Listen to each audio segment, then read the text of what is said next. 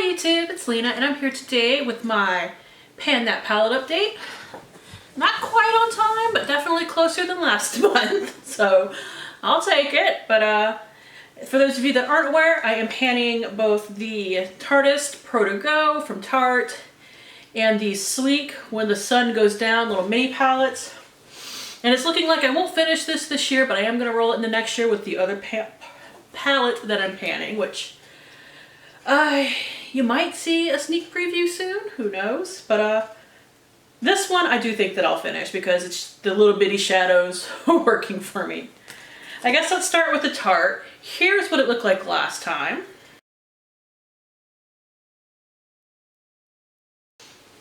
And here's where we're at today. Now I had a goal to hit the top of Hype.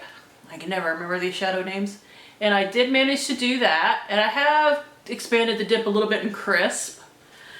Not as much as I would like, but I did. So my goal through the end of the year that I revised, I would like to finish this pan of Drive, which is actually Drive and Style and mixed together. They both are.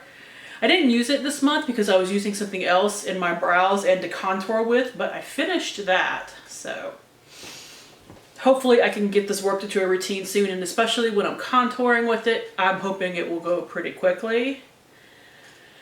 And I want to hit pan on Crisp by the end of the year so that next year these three are what I have left. This one will at least have some good work on it and I can work them out and be done with this palette.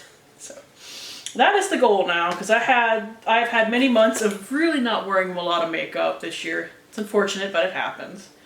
And next, the palette I am having some pretty good progress with is the Sleek palette. Here's what it looked like last time.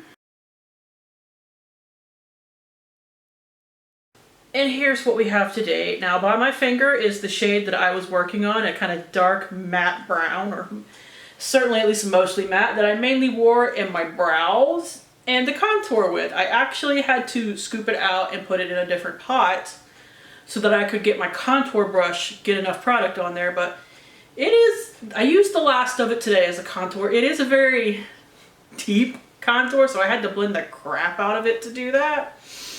But, you know, sometimes when you're multitasking products and you really want them done, you just kind of suck it up and deal with it. It's not my favorite.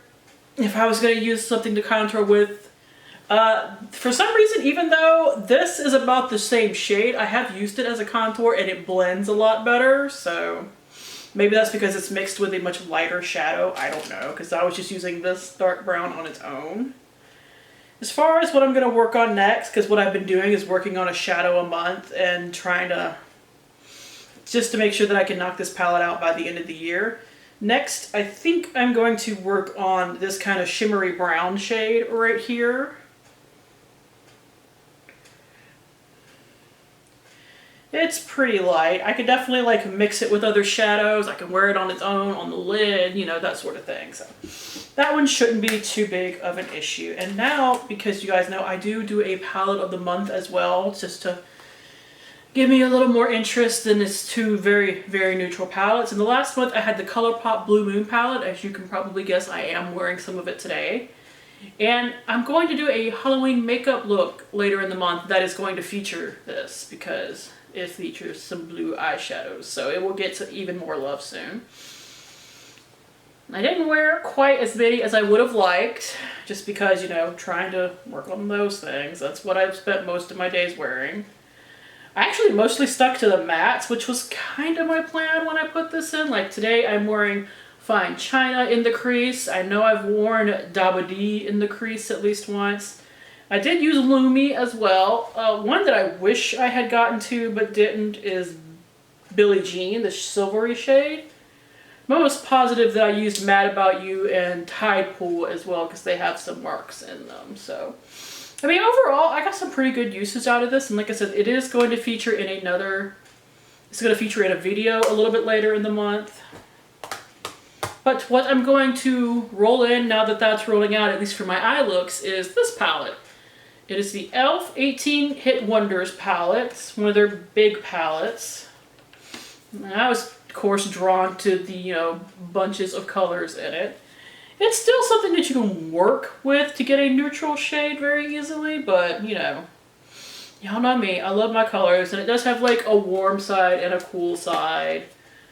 I think I'm gonna have fun with this, as long as I remember to wear it, because I've had some months where I put something in and then I never wore it. But I have realized that, especially because my palette is so neutral, that I cannot roll in any kind of even semi-neutral palette in with it. Like, you can make neutral looks out of this, but this is not a neutral palette. There's like 4 shades in here that you could make a like truly neutral look without even going too warm. So that's the thing. Even a neutral look in here is going to be fairly warm. So, you know, it's short but sweet. But stay tuned through the end as always to see the progression pictures. But that is it. Thank you guys for tuning in. As always, I do really appreciate it. And hopefully I will see you later. Bye!